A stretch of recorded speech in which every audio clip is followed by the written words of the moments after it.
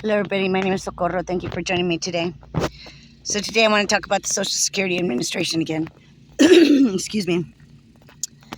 So I've been disabled since 2019, and until June of 2022, I won a hearing. I actually got benefits at a hearing, and Social Security office did not want to pay me until December. Already going to be January. I think it was like a couple days before New Year's when they paid me my first payment. And they just paid me my first payment.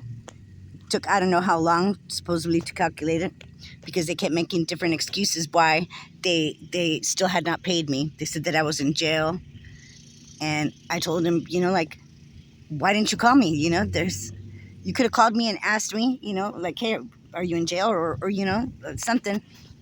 And and then she said, oh, give me 2 weeks and I'll find out about it. I said, 2 weeks? All it takes is a phone call the jail, and they'll tell you if I was incarcerated.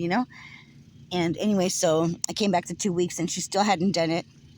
So I just keep getting on their ass because I don't know how far I went last time with the Social Security thing. But so they didn't pay me until December, almost January, like a couple days before January 1st. And I literally had to go talk to a senator more than one time to have somebody else take a look at it, because every time I went into the office, they would tell me that,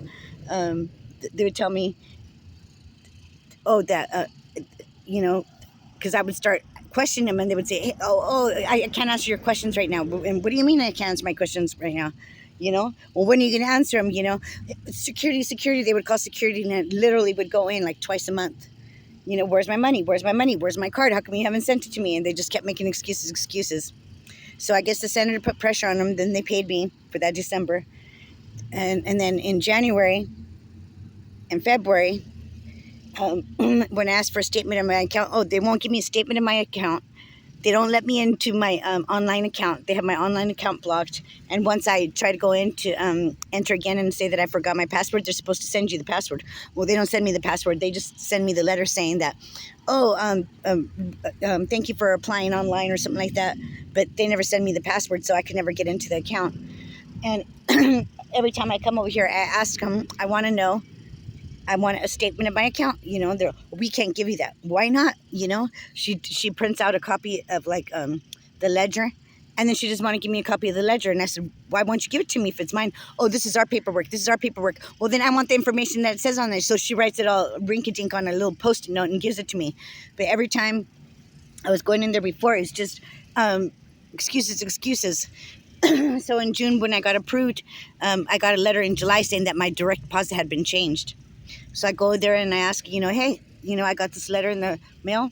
Oh, yeah. Oh, don't worry about that. Don't worry about that. What do you mean don't worry about that? I said, it's saying that I have an account, that there's, that my direct deposit has been changed. And then they're all, your account will be restrained on. I was like, I don't even have an account. That's the whole point. You know what I mean?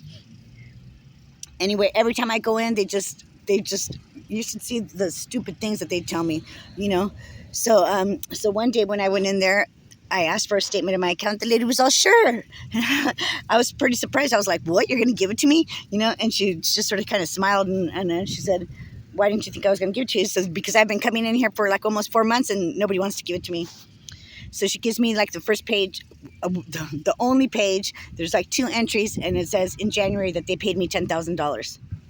And I told her, ma'am, this is already like March when I'm talking to her.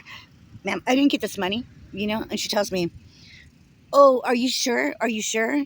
Maybe you haven't looked at your account. Why don't you look at your account? And I told her, you don't think I would notice $10,000 in my accounts? And anyway, so she's all like, well, what do you want me to do about it? I said, what the heck? I'm telling you I didn't get this money. What is your protocol for that? Of course, put a trace on it, right? So she puts a trace on it, and a couple of weeks later, I get a letter from the Treasury Department saying that they traced the account to a Wells Fargo account. The account was under my name where they deposited the money, right? Where the money went to. So I go into Wells Fargo and I ask, I want, here's the account number. I want to see a statement of my accounts, a statement for my account. And the lady's sitting there in the computer for a while, and then she says, I'll be right back. she takes forever. I mean, I literally had to sit down. You know, that's how long she took. And then another lady comes up and she's all like, ma'am, I can't give you the statement. I said, why not? You know? And she said, did you open the account? I said, no, I didn't open the account. That's why I want a statement. I want to know, you know, I want some information on it. And she tells me, you're going to have to call this number. So I call the number, and same thing when the receptionist answers, you know, ma'am, I'll be right back, you know? And then she goes and she talks to somebody and she's all like, I can't help you. Somebody else is going to have to help you. So then a few days later, the head lady from one of the Wells Fargo offices calls me back, and she tells me that she's not going to be able to give me a statement of my account. And I said, why not? And she said, like you said yourself, that the account's not yours, and that you didn't open the account. I said, yeah, but right here I have a ledger that Social Security gave to me saying that they paid me this amount of money, you know, on this date, you know, and I just told her, so I didn't get the money, so I had them put a trace on it, and the Treasury wrote me back saying that the account came from this, you know, from this account. And so she tells me, yes, Social Security opened this account for you, but then they also had prerequisites or something like that for the account. And I said, well, why are they having you know, any control over my account? And she said that she said that they set up the account, that once the money hits that account, it goes straight to another account. Like, it doesn't even sit in the account. Like, as it just hits, and then boom, they you know, transfer it to another account. And I said, and she said, and the other account is not under your name. And she wouldn't tell me whose name it was under, right? So I'm telling the lady this, you know, that's $10,000 you took from me just from right there. The other $6,000, you guys are saying that you paid my attorney when my attorney was fired before my case was even you know, like the judge was still ruling on my case, because he showed up with no paperwork at all to verify any of my claims that I was disabled, you know. No doctor's office where they had like stacks, you know. This is over a 3-year period. And I mean, like, I start getting all irate right there in court, and the judge says, you know what, I'm going to give you 30 days. Anyway, so in between, I call the lawyer and I want to talk to the lawyer. What the heck is going on, you know? And they tell me I can't talk to him. Well, why not? You know, he went and was at my hearing today. Oh, no, you can't talk to him. You can't talk to him. And I said, that's bullshit. I need to talk to him, you know? So anyway, so I told, well, if I can't talk to him, then I don't want him as my attorney anymore. You know, I want him, you know, tell him I'm firing him. I went, wrote a letter, faxed the letter to them, faxed the letter to the judge. And still, when I came in here the last time, which was like a couple months ago, they told me that that they were holding $6,000 to pay the attorney, when, you know, I had already submitted paperwork and everything stating that I had fired him. And then when I came in and the lady gave me the actual ledger that day, I told her, why are you guys still sending mail to this man if he's not even my attorney? And anyway, so they said that no, that they weren't going to pay me $6,000, and it just keeps going like this and going like this. And right now, I was pressuring them. Look, you took $10,000 out right here, $6,000 out right here, and then she looks. Oh, that's what they paid in January. They paid you $3,000, and February they paid you $3,000. I said, that's my monthly payment. You know, that's what I get a month.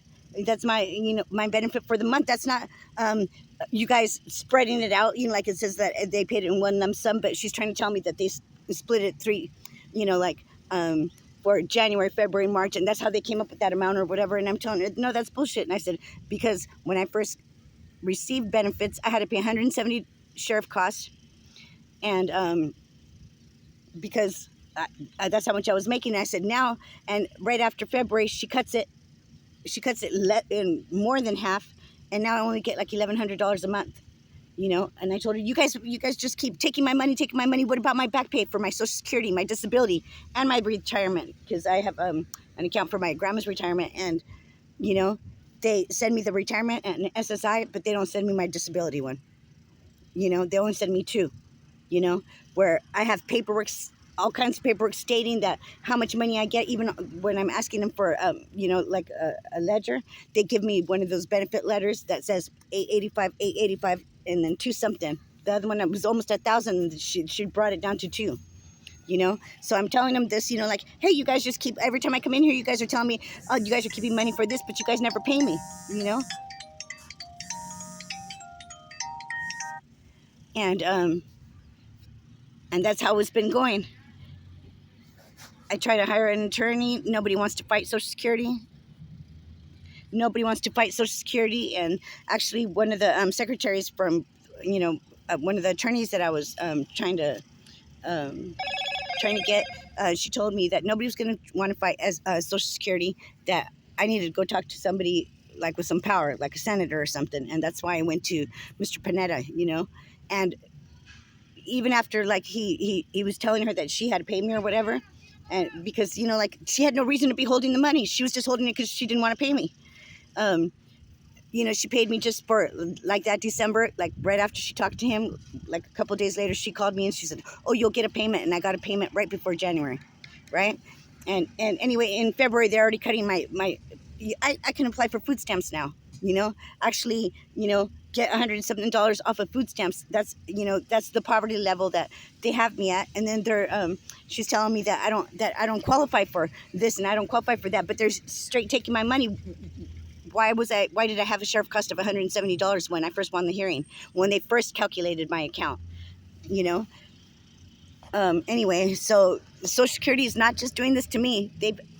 I've been reporting all over the United States, writing letters. Actually, these last 2 months, I've taken it easy, but from June until all the way till December, writing letters every 2 weeks to every Social Security office, Delaware, Pennsylvania, Virginia, you know, Los Angeles, you know, all over the United States, and I've never gotten out one response, even acknowledging my letters to them. You know, where I stay, I give all the information, all the account numbers that I found, all this and that, and the only reason they got it is because they wanted me to get pay somebody to manage my money for me. And because I'm a loner, I don't get along with my family. Actually, my family's all involved in this, to tell you the truth. If you saw my videos, you guys would know my family's all involved in this, and everybody I know is involved in this. And that's how they were paying, because they were laundering money from Social Security. Every Social Security office I go to, oh no, you have to talk to this specific lady. Why? You know, I should be able to go to any office and somebody tell me my you know, why can't they give me a statement of my account? And then oh my gosh. So this is where I'm at, people. I'm sorry, but if you've had any kind of Social Security problems, please look into this.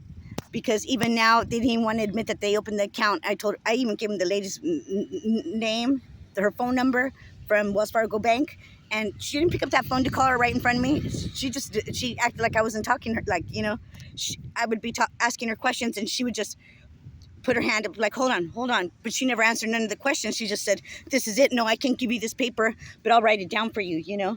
And she wrote it down all half-assed on a Post-it note. Please help me, anybody.